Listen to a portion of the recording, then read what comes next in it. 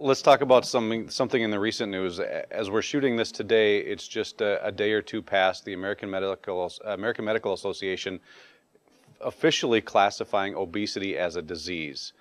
What does that do moving forward? And is that a good thing in the long term?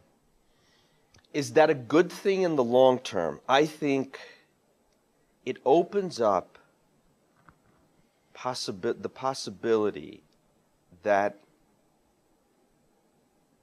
there will be more funding and there will be more emphasis placed on the obesity epidemic in this country. I think there's the other side of that is the insurance companies are going, whoa, you mean we've got to pay for this now? We're paying for everything else. Now we have to pay for prevention? Geez, that's just really freaking us out. And I think that's what's going to happen is the insurance companies are going to say, we're not going to pay for this. You mean we have to start paying for, and I heard a commentary on this yesterday. So now because it's a disease, we have to treat it as a disease. The funding now has to be increased, just like funding for diabetes research, funding for heart disease research, et cetera. And insurance companies are going to have to pay for dietary counseling. They're going to have to pay for exercise. They're going to have to pay for anything that goes along with that disease being taken care of. So I think it's going to, I'm not sure how it's going to morph. I don't know how it's going to evolve, but I think that it's a good thing. And I'm hoping that people will start paying a little bit more attention to themselves. Go back a ways. Can you talk about how we got to the problem in the first place with obesity in this country? I really think that the problem began when we really stopped paying attention to eating at home. So many of us eat out. I think the average family eats out 2 or 3 times a week.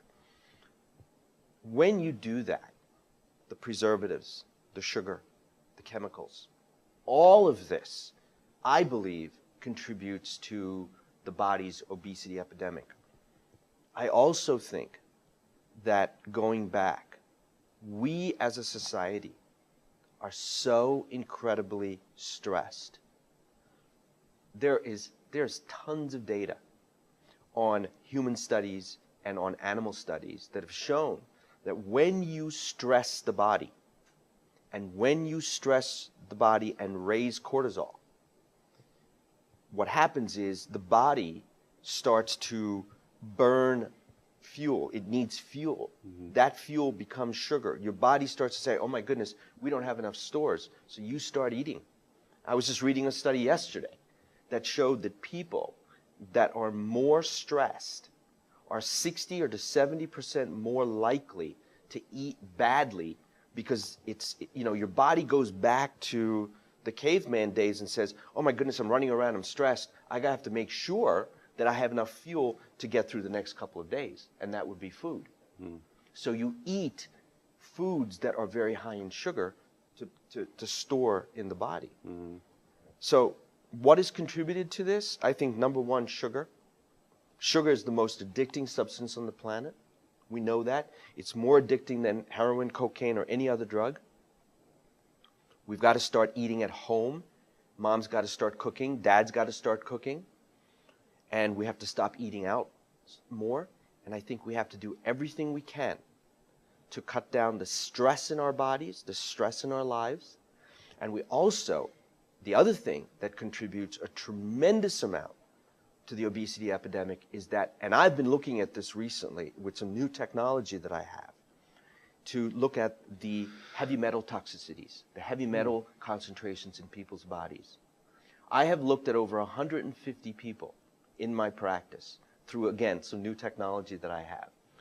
And it has shown me that every single one of those people, including myself, who I've been pretty clean for a long time, have heavy metals, lead, mercury, aluminum, nickel, in our bodies that are deadly, that block receptors, that block the function of so many vitamins, mineral, nutrients in this country. Women that are menopausal, perimenopausal, men who are going through andropause, you can't fix that problem unless you get rid of the minerals, unless you clean your liver, unless you clean your kidneys, and unless you clean your system. You are not going to get better.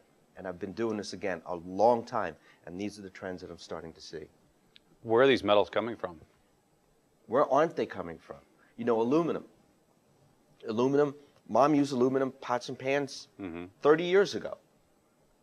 Aluminum comes from the soda cans that people are drinking from.